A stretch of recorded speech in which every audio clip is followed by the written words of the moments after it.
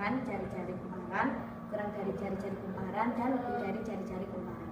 Yang kedua, untuk mengukur distribusi ruang dari densitas flux magnetik ketika jarak antar kedua kumparan sama dengan jari-jari kumparan menggunakan simetri lokasi pada pengaturan pengukuran komponen aksial BZ dan pengukuran komponen radial BF. Kemudian yang ketiga, untuk menentukan komponen radial BR aksen dan BR double aksen dari dua kumparan individu pada bidang tengah di antara keduanya, dan untuk mendemonstrasikan overlap dari dua medan pada saat BR sama dengan 0. Nah, adapun alat-alat yang akan kami gunakan untuk percobaan yaitu yang pertama adalah pair of Helmholtz coil. Di sini dia berfungsi sebagai solenoid yang nanti akan dialiri arus, kemudian menimbulkan medan magnet. Yang kedua, power supply universal, berfungsi sebagai sumber tegangan pada rangkaian.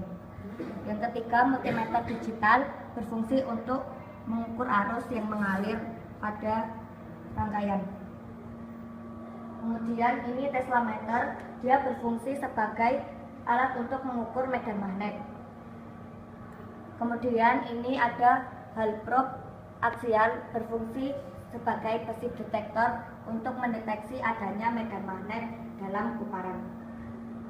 Kemudian ada barrel base, support rod, right angle clamp, dan G clamp. Ini berfungsi sebagai penyangga dari Hall probe aksial. Yang kemudian ada ini meter scale. Ini berfungsi untuk mengukur jarak nanti ketika Hall probe divariasikan. Yang terakhir ada ini connecting cord, ini untuk menghubungkan antar rangkaian.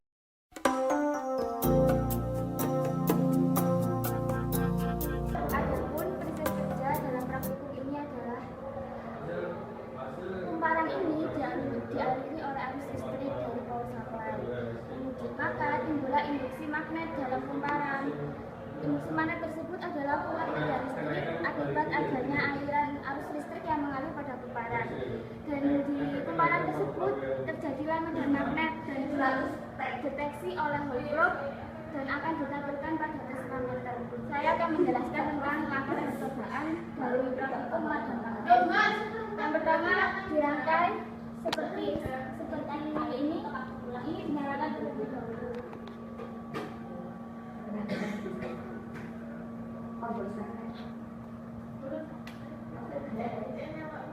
Di sini ada 3 percobaan. Yang pertama, percobaan densitas flux. Densitas flux sendiri itu tegak lurus dengan kumparan. Yang kedua, pengukuran dalam keadaan aksial. Kalau aksial juga seperti ini, tapi digeser ke kanan. Kalau yang densitas digeser ke kiri. Dan yang ketiga adalah pengukuran dalam keadaan radial. Kalau radial sejajar dengan sumbu putar, yaitu di arah sini.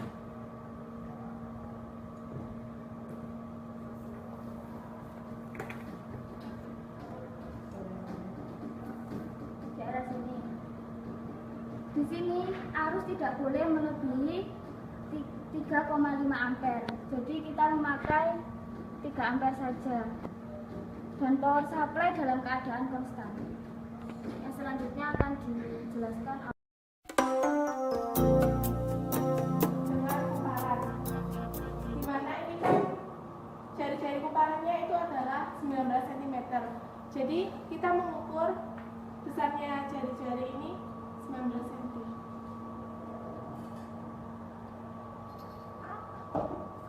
Ketika sudah 19 cm, kita akan memvariasikannya dengan jika maju itu bernilai positif untuk R-nya.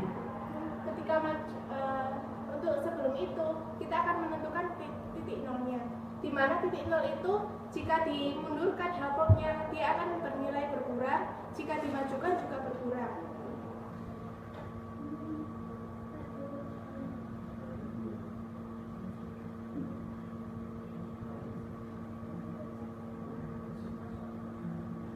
pada saat ini ketika dia dimundurkan dia bernilai 27 atau 27. Kemudian ketika dimajukan dia akan bernilai 27 juga atau 26. Nah, ini menunjukkan bahwa titik nolnya berada di sini. Dari sini kita akan memajukannya 1 cm. Di sini bernilai positif.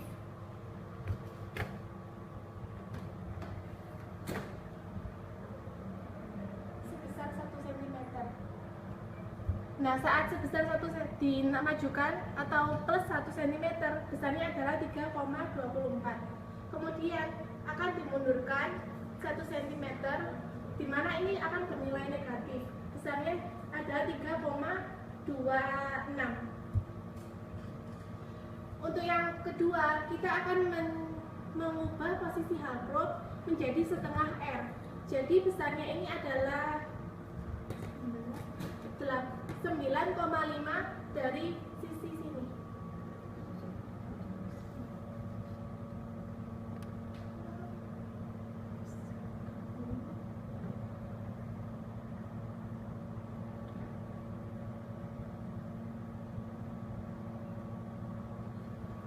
Pada posisi ini, kita akan mencari titik nolnya lagi, yang dengan cara sama. Kita variasikan seperti yang tadi. Yang ini juga sudah dapat didapatkan nilai titik nolnya. Kemudian jika maju 1 cm dia bernilai positif, jika mundur 1 cm dia bernilai negatif. Untuk percobaan yang ketiga, besarnya jaraknya dari halprop dengan kumparan adalah sebesar 2R, atau ini menempel pada kumparan.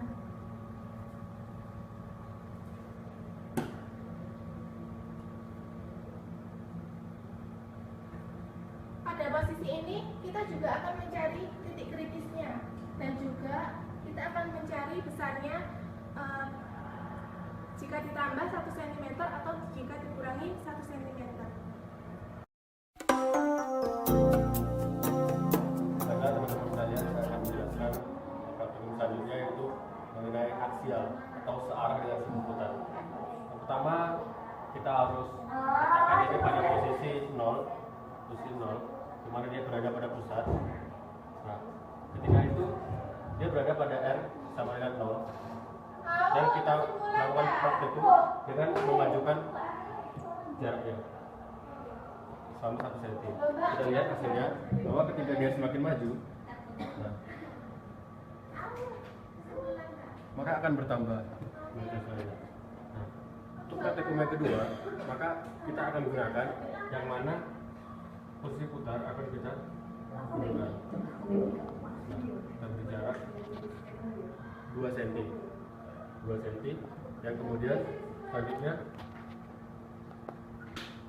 kita majukan lagi 1 cm. Nah, setelah kita dapatkan hasilnya, kita baca, kemudian kita tulis. Kemudian kita kembalikan lagi kepada posisi semula, yaitu mundur 6. Nah, kemudian kita variasikan lagi R-nya, yang mana dia akan bergeser sebanyak 4 cm. Setelah dia bergeser 4 cm, kemudian kita hitung lagi medan magnetnya dengan perpindahan selama 1 cm. 1 cm, 1 cm, 1 cm, 1 cm. Kita baca dan kemudian kita dapatkan hasilnya. Berikutnya saya akan memperagakan yang dengan cara radial seperti sebelumnya ya, itu jarak halpropnya dengan maksudnya ini jaraknya ini sebesar setengah dari diameternya, yaitu jaraknya sebesar 19 cm seperti ini. Bedanya itu dari yang tadi itu dari tengah sini, sekarang itu yang dari samping.